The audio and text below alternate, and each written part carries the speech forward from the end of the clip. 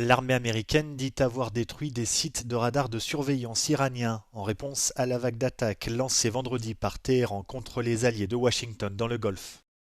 Le commandement central américain a déclaré que l'Iran avait lancé plus tôt 7 missiles balistiques visant le Koweït et Bahreïn.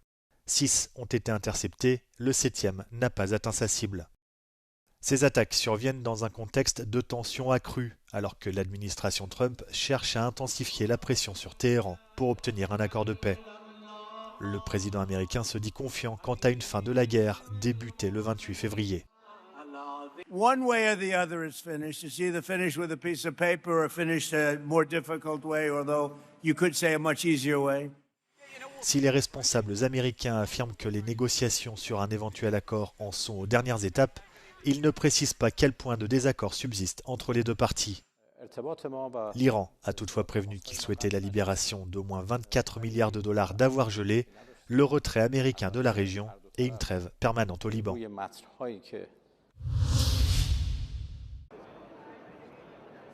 L'ancien chancelier allemand Gerhard Schröder, reçu par le président russe Vladimir Poutine. Une rencontre qualifiée de bonne et amicale par le Kremlin qui n'a pas donné plus d'informations. Il y a quelques semaines, Vladimir Poutine avait suggéré le nom de Gerhard Schröder comme médiateur potentiel dans de futures discussions entre la Russie et l'Europe au sujet de la guerre en Ukraine. Une hypothèse balayée par la chef de la diplomatie européenne Kaja Kallas. L'ancien chancelier allemand entretient une relation étroite avec le maître du Kremlin. Après avoir quitté ses fonctions en 2005, il s'est notamment vu attribuer un poste de haut niveau au sein du groupe énergétique russe Rosneft, contrôlé par l'État. L'entretien entre Vladimir Poutine et Gerhard Schröder intervient au moment où le président russe a rejeté une demande de rencontre du président ukrainien Volodymyr Zelensky et au moment où Kiev parvient de plus en plus à frapper le territoire russe. Dans la nuit de vendredi à samedi, 86 drones ont été interceptés au-dessus de Saint-Pétersbourg et de sa région.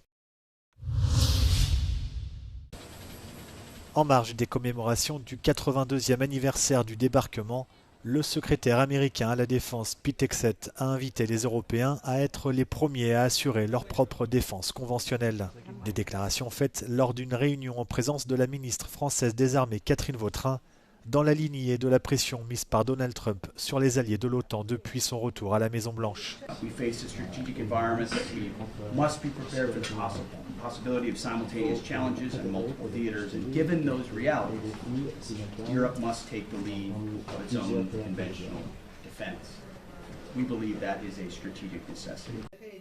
Fin mai, depuis Singapour, Pete Hegseth avait déjà reproché aux Européens d'avoir trop longtemps ignoré les appels à renforcer leur défense.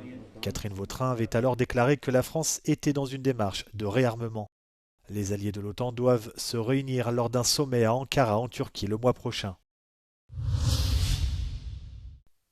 Les préparatifs s'accélèrent à quelques jours d'un événement de portée mondiale, le G7.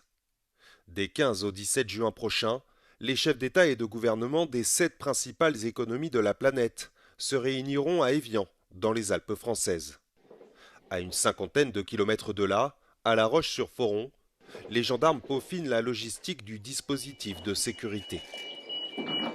L'objectif premier de la base, c'est de subvenir aux besoins des unités déployées sur le terrain. L'idée, c'est de pouvoir répondre à tous leurs besoins, que ce soit la réparation de leurs véhicules, voire le remplacement de leurs véhicules, mais également leur distribuer du matériel, également les nourrir.